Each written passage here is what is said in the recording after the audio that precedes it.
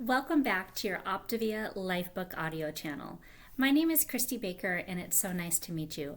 I'm a certified independent Optavia health coach and I just love the fact that we get to join together and read through our LifeBook together. Before we get started, if you could take just a quick second, push the like button and also subscribe to the channel. This will let you know when the next video is coming out.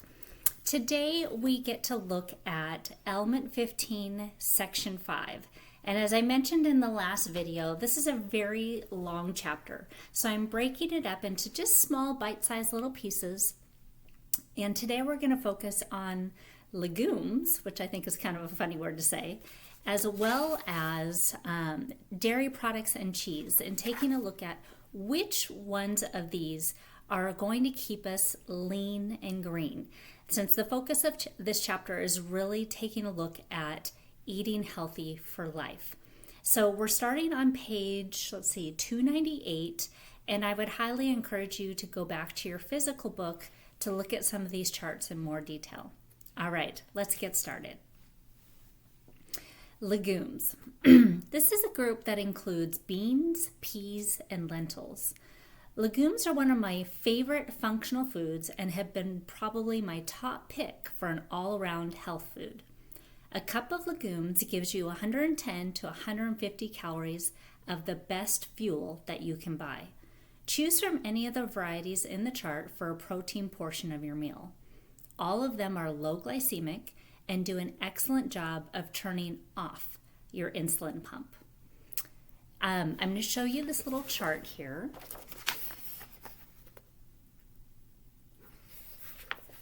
And that one is on page 299. And just to kind of highlight a few things here, the ones that are in the very lowest GI category of 30 grams or less is soybeans, edamame, chickpeas, lentils, and black beans. Low GI, which is 50 or less, would be things like lima beans, kidney beans, chickpeas, white beans, and black eyed peas.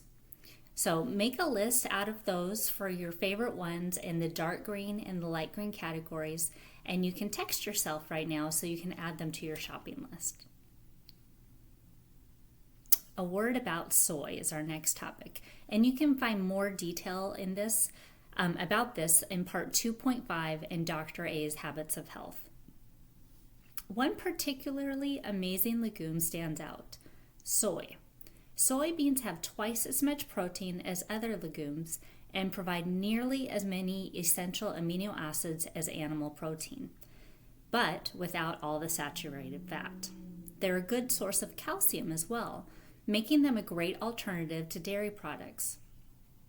In addition, soy is full of naturally occurring isoflavones, phytonutrients that protect against cardiovascular disease and osteoporosis. In fact, I think so highly of soy that it's my top choice for the protein component of our portion-controlled packaged meals and fuelings that make a great way for using this healthy legume as your protein component a breeze. When refined into soybean oil, it loses my vote because it's full of omega-6, which is then inflammatory. And it is everywhere. Look at your salad dressings. Our next section is about dairy products and cheese. Dairy products are not a necessary food group once we reach adulthood, and because they can contain a walloping amount of calories, I suggest that you avoid them at least during the weight loss phase. If you enjoy them, they can be a good source of calcium, protein, and other nutrients.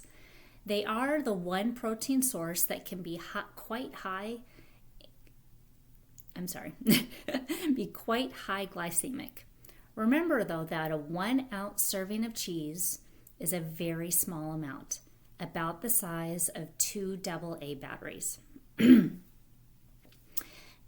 Cheese with calories per ounce, and it's got a nice little chart here. Let me show you.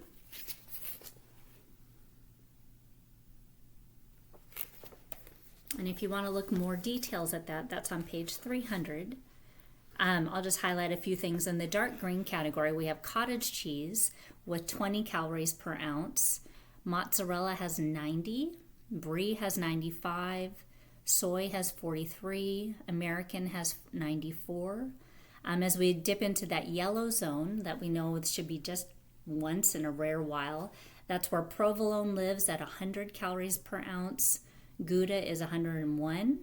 And then in that red category that causes disease, we've got Monterey Jack, Havarti, Parmesan, Cheddar, Colby, Swiss, just to name a few. So make a list of your favorite cheese for your shopping list, but use it very sparingly.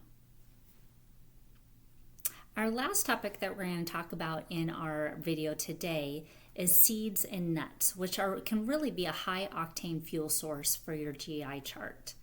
The very lowest in the glycemic index, 30 or less, there's some great options like peanuts, Brazil nuts, pumpkin seeds, sunflower seeds, pecans, almonds, hazelnuts, and lastly, walnuts.